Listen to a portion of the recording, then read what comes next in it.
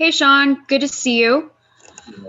What are your initial impressions of the Colts? Yeah, really good team. Well coached by Frank Reich and his staff, led by Phillip Rivers, Hall of Fame quarterback, with weapons all around, a good front, good offensive line, and he's got tight ends, receivers, backs.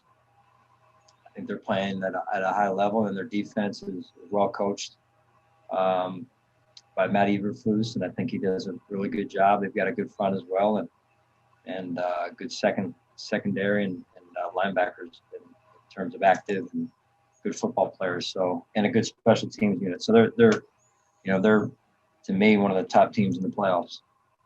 What is the situation with Tyler Croft? Was it in fact a false positive COVID test? Honestly, Heather, and I'm going to admit my ignorance here. I don't know. I mean, we thought it was, and then it wasn't, and so I think honestly the league erred on the side of caution. I guess is the best way I can say it. Outside of that, I don't. It's one of those unique situations that we personally have yet to experience in terms of I guess the fluctuations in the results. Maybe is the best way I can describe it.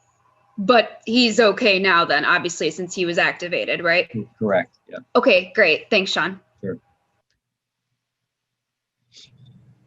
Hi, Sean. Adam Bonini. Hi, Adam. Hey. What can you tell us about the report today about the Jets asking for permission to talk to Brian Daboll?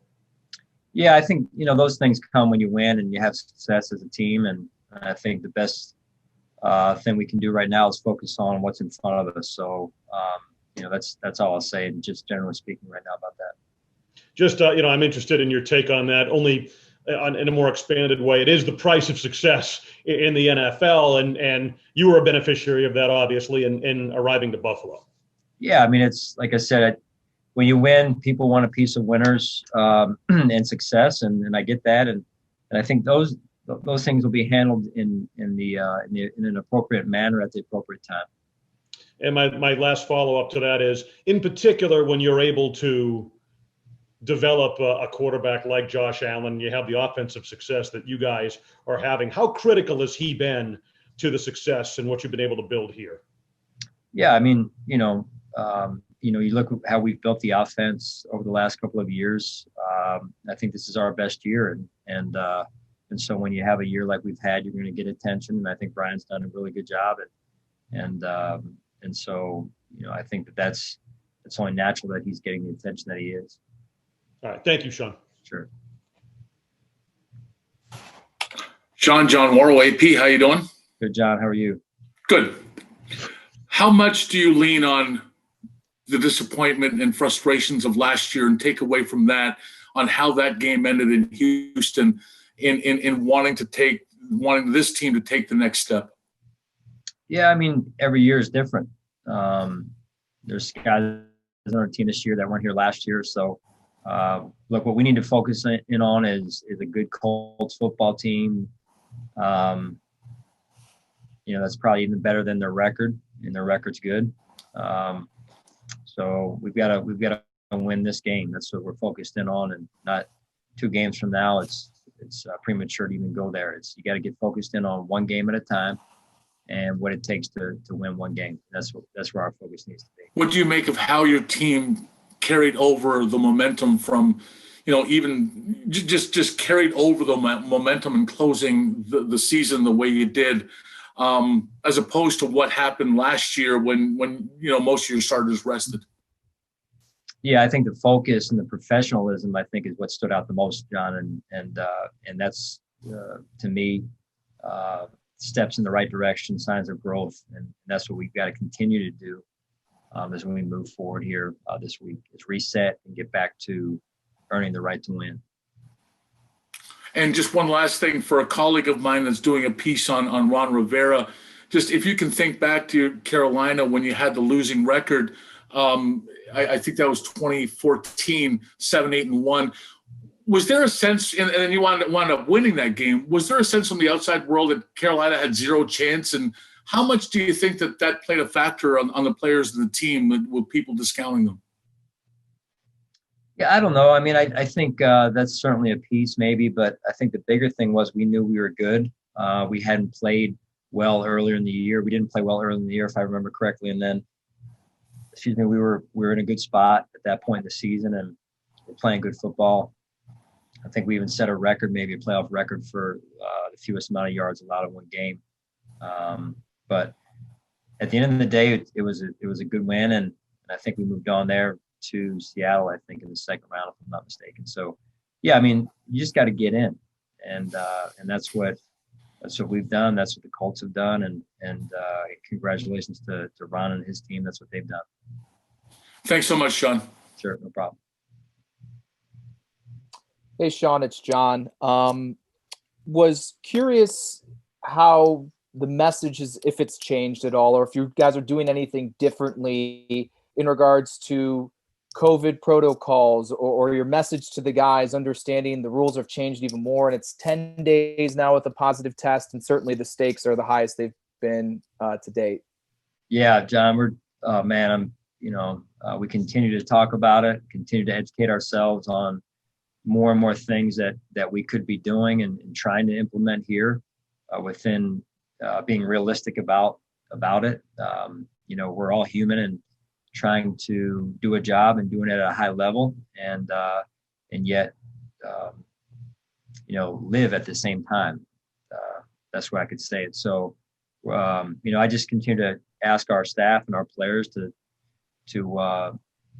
edit their habits in a good way, to making sure that they're being as safe as they possibly can.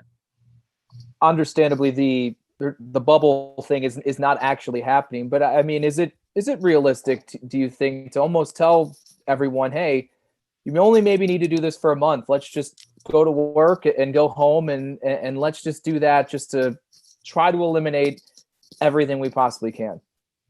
Yeah, that's sounds very similar to some of the messages that I've shared, honestly, John. And so, again, you try and do the best you can. And I think some of it, again, happens. How, I don't know. I mean, we're still obviously learning about this virus, but just trying to make sure that we're doing everything we can to avoid it. Thanks a lot. Sure. Coach, good afternoon. Mookie Harkins, Ruffalo Sports 1080. How you doing today? Hey, Mookie, how are you? I'm doing good. Quality depth, Coach. How important is it to have quality depth going into the playoffs? Yeah, it's important every year. That's what you've got to count on, depth. You've got to have depth in this league, and in particular this year with not only injuries occurring, but the virus knocking people out. So, it's highly critical. Absolutely now, Coach. And, your past two playoff experiences, how would that help you prepare this week? Yeah, I mean, I've had a chance to be in the playoffs and with the different teams I've been on, and had a chance to go deep into the playoffs and 2 Super Bowls. So I think all of that combined with my experience as the head coach helps our team. And so, but all of that being said, it's a different game. Every game's a different game. So, we've got to have a good week of preparation and make sure we reset, get our rest, and get ready to play a very, very good Colts football team. Thanks a lot, Coach. Sure. Hey, Sean, Josh Reed here. How are you? How important was it to get John Brown back out on the field and get him some run, in particular with the first team yesterday after being out since mid-November? Yeah, that was important. That was one of the things we wanted to accomplish yesterday, among others, Josh. And I thought, John did some good things out there yesterday, and I'm glad we had that chance to do that. How did he come out of that game as far as physically? Yeah, I think he came out well. And so I think we're trending in the right direction here. And I mean, I know that they bring different things to the table offensively, but with Cole still kind of up in the air when the postseason comes around, getting John back, this would be a heck of a time, to have him obviously back in full time, back in the lineup, right? Yeah, you're right. It's good to get John back. And, I thought he did some really good things. I thought Gabe showed up, obviously Isaiah. So the tight ends, the back. So it was a good overall performance. And that's what you got to do when guys are down. Other guys got to step up.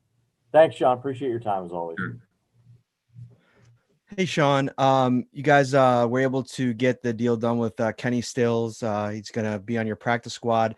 Have you been able to talk to him at all about and what kind of potential role do you see for him moving forward as you guys get into the playoffs here? Yeah, we'll see. We're just getting started with Kenny now in the mix. So we'll just see what he's able to digest, and I know he's a good player, and see how we can integrate him into what we're doing here. Mm-hmm.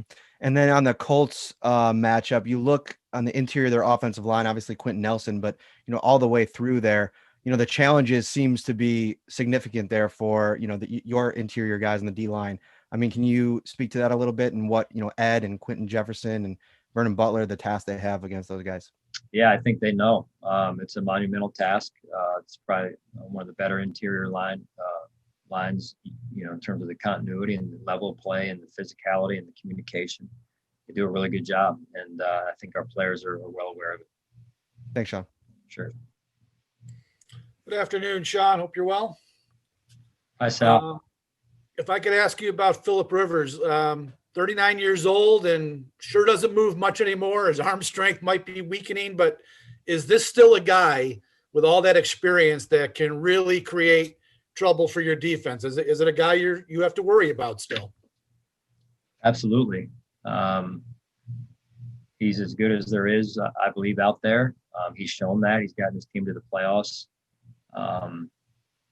He's got weapons around him and a good front in front of him.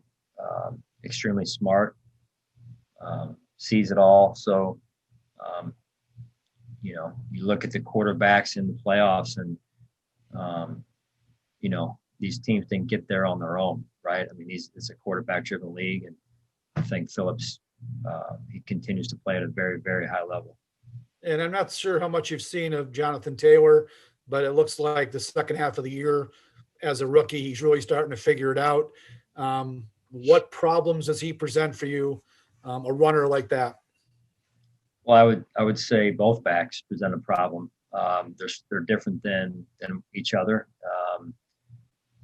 They're both extremely fast, powerful, explosive, can catch the ball out of the backfield. That combined with their passing game presents a headache, as you've seen all season long with their offense for most defenses. Okay. Thanks, Sean. Sure. Hey, Coach. Dante LastingBills.com. I know I asked you about special teams yesterday, but more specifically, in what ways have you seen Corey Bojorquez and Tyler Bass develop and mature as players since they've joined the team? Yeah, they're obviously different ages in terms of their experience in the league and with us, Dante. I think, the biggest thing is they've worked together on growing and developing, along with, having a mentor, both of them, in Reed Ferguson, and the way Reed approaches his day-to-day job and his career. I think it's a nice kind of small group of a team within the team. And I think all those guys, led by Reed, have developed, and it's been fun to watch those two young guys that you mentioned develop, and I think they're playing as well as anyone right now. Thank you, and good luck this week. Thanks. Hey, Sean, Thad Brown, just wanted to see, is there an update with Cole Beasley at all? No real update. He continues to rehab, and we'll just see where tomorrow leads us. Is he still considered week to week at this point? Yeah.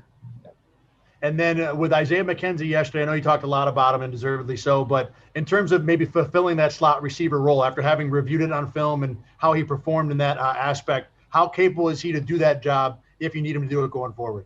Yeah, he's very capable, as you said, and he had a good game yesterday, and we have a lot of confidence in Isaiah.